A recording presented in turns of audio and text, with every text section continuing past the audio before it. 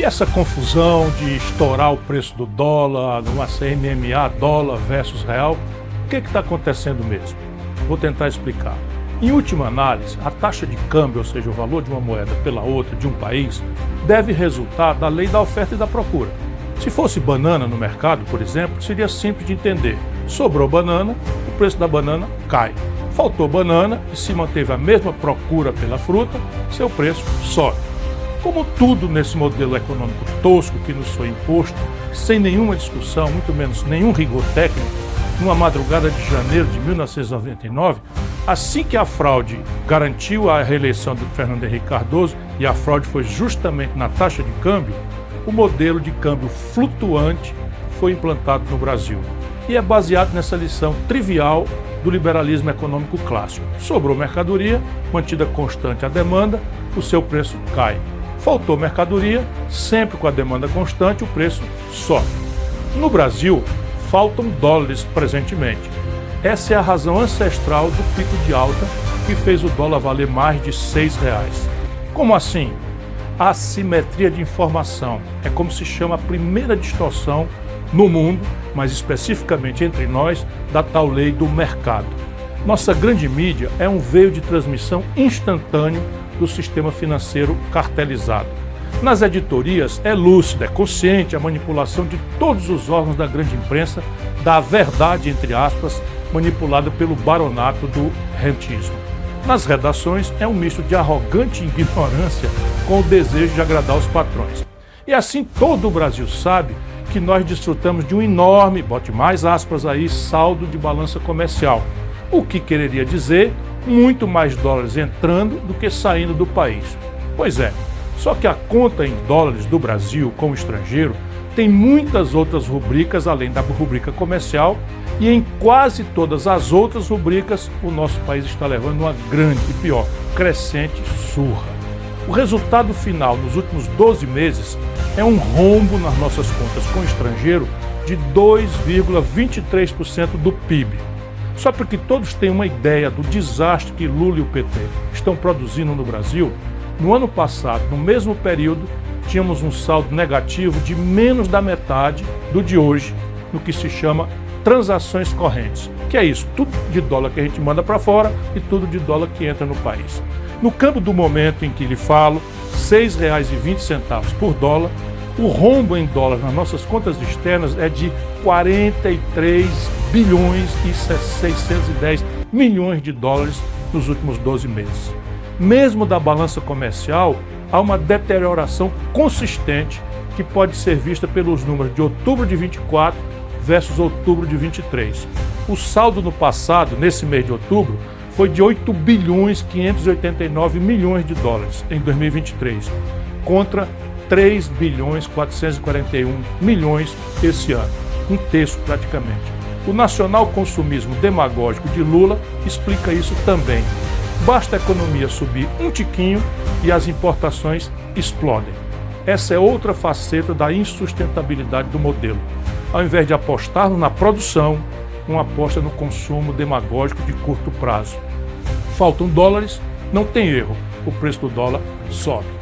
Essa é a primeira razão de estarmos vivendo este filme velho, repaginado pela grande mídia como se fosse novo. É no máximo um remake piorado de mau gosto do que nós já vimos acontecer em 1999 com Fernando Henrique Cardoso e em 2015 com a incrível Dilma. Minha dúvida, que está se dissipando rapidamente, é se Lula vai pagar o preço de sua irresponsabilidade ou se vai conseguir empurrar o problema com a barriga para o início do próximo governo. FHC enterrou o PSDB. Dilma foi ao impeachment, inclusive com a discreta torcida de Lula, e deu no Bolsonaro. Mas não é só essa a causa. Infelizmente, a partir dessa base de fato já descrita, há outras camadas que concorrem para a mais violenta desvalorização do real dos últimos tempos. E para o fato, escondido pela grande mídia, de que nossa moeda nacional é a que mais se desvalorizou no mundo inteiro nesse ano findante de 2024. Sim, o real foi a moeda que mais se desvalorizou em todo o mundo, eliminando completamente a mentira publicada de que a política monetária norte-americana estaria entre as causas da perda de valor em mais de um quarto de nossa moeda. Mais de um quarto. Quem recebia o equivalente a cada $100 no começo desse ano está encarando agora o fim de ano com o valor recebendo equivalente a meros $75. Não aconteceu nada nem remotamente parecido no mundo em que a população foi empobrecida em 25% em apenas um ano. No ano de 2024, enquanto se distraía o povo com firulas, o governo Lula viu voarem do país, sem fazer nada menos do que 56 bilhões 210 milhões de dólares, somente entre janeiro e outubro, 10 meses. Esse é disparado o maior volume de fuga de capitais estrangeiros pela via financeira, desde que se mede essa estatística no longínquo ano de 1982. Essa newsletter advertiu várias vezes para o fenômeno. Comparei com a migração das aves do norte rumo ao sul, quando chega o inverno, para elas fugirem do que os seus instintos sabem ser uma temperatura mortal para elas. Ninguém quer ouvir, mas parte dessa fuga tem como causa a impunidade da enorme fraude das lojas americanas. Fraude essa que causou enormes prejuízos a muitos aplicadores, inclusive pequenos aplicadores, nos Estados Unidos principalmente. Como é que se explica para o estrangeiro que se promoveu uma fraude superior a 43 bilhões de reais e até hoje ninguém grande foi punido? Como fazer do Brasil um mercado interessante e minimamente seguro para investidores com esse enorme escândalo impune? Não é o único fato que desabona nosso pífio mercado de capitais, mas é muito representativo da picaretagem geral que domina nossas instituições. E, finalmente, a alegada questão fiscal. Sim, ela é um aspecto muito grave de nosso provável colapso econômico. A data e o contexto com que foi deflagrado o notório ataque especulativo contra o real, entretanto, não deixam dúvida quanto à atuação em cartel do sistema financeiro brasileiro e de seus sócios no estrangeiro. O que é chocante e vergonhoso é o banqueiro de Lula, o novo presidente do Banco Central, Galípolo, negar explicitamente esta evidência. A mim, nunca enganou. Quem acompanha essa newsletter já sabe da insustentabilidade do modelo econômico em vigor. Vou apenas rememorar. Não faz nenhum sentido a expressão superávit primário no Brasil. Em tese, em manuais ingênuos de economia, à luz da esculhambação brasileira, se você gastasse um pouquinho menos do que arrecada, gerando uma pequena sobra, o tal superávit primário, a sua dívida se manteria em volume estável ou até diminuiria, dependendo do tamanho da sobra. Essa é a picaretagem denominada de superávit primário pela grande mídia brasileira, a serviço sujo dos seus donos entre a banqueirada. Vamos aos números. Desde que essa engenhoca foi introduzida entre nós, naquela madrugada de 1999, nem um único ano, leiam os meus lábios, nem um único ano o superávit obtido foi suficiente para pagar sequer os juros da nossa dívida. Nesse ano de responsabilidade criminosa de Lula e sua banda, deixa eu renovar os números. Até novembro último, o Brasil contabilizou na dívida pública 869 bilhões e 300 milhões de reais, apenas no ano da graça de 2024.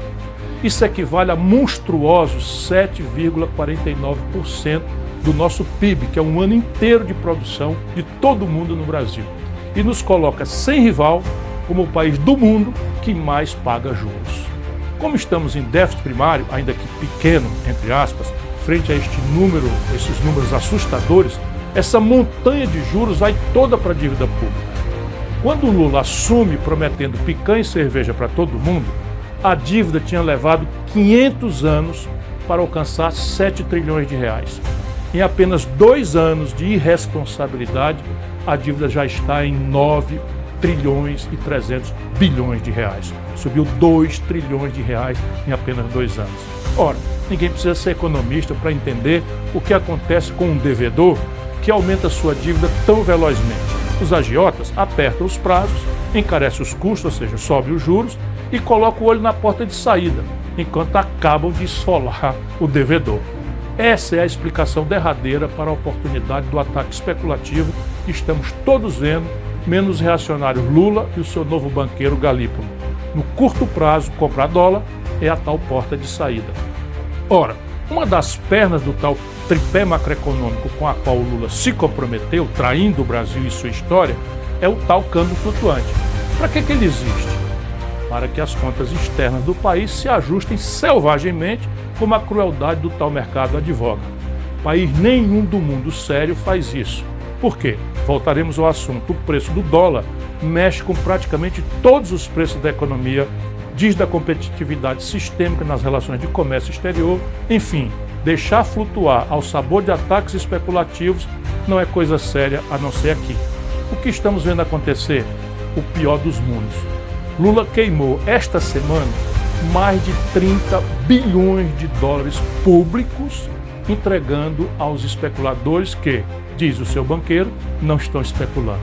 Se não é um ataque especulativo, por que queimar 186 bilhões de reais do dinheiro público, fazendo fácil a vida de criminosos que estão atacando a nossa moeda e, portanto, a economia popular? Se não for um ataque especulativo, óbvio, o câmbio flutuante resolve o problema achando sozinho o novo ponto de equilíbrio. Tudo papo furado, tudo picaretagem. Quem tem no Brasil olhares em posições brasileiras 186 bilhões de reais para torrar em 4 dias, comprando dólar barato, entre aspas, do povo brasileiro, não duvidem, são apenas meia dúzia de 3 ou 4. Afora pouquíssimos magnatas estrangeiros que estão trocando sua posição de comprados para vendidos no Brasil, houvesse governo, Ministério Público e Judiciário, seria muito fácil identificar para quem o Banco Central resolveu vender em perfeito acordo e coordenação aqueles que miravam a porta de saída do devedor, irresponsável e demagogicamente. Em tempo, com os 3 pontos adicionais de juros, nossa conta anual ultrapassará a casa de R$1 trilhão só de juros por ano. O arroxo petista no salário mínimo, nos proventos dos aposentados e no auxílio a idosos doentes e crianças autistas vai fazer muita falta aos mais pobres e sofridos dos brasileiros. Mas será uma ninharia frente a esse trilhão. Cerca de 250 bilhões de reais em 6 anos, o que dá 41 bilhões para encarar R$1 trilhão por ano. Estes irresponsáveis quebraram o Brasil.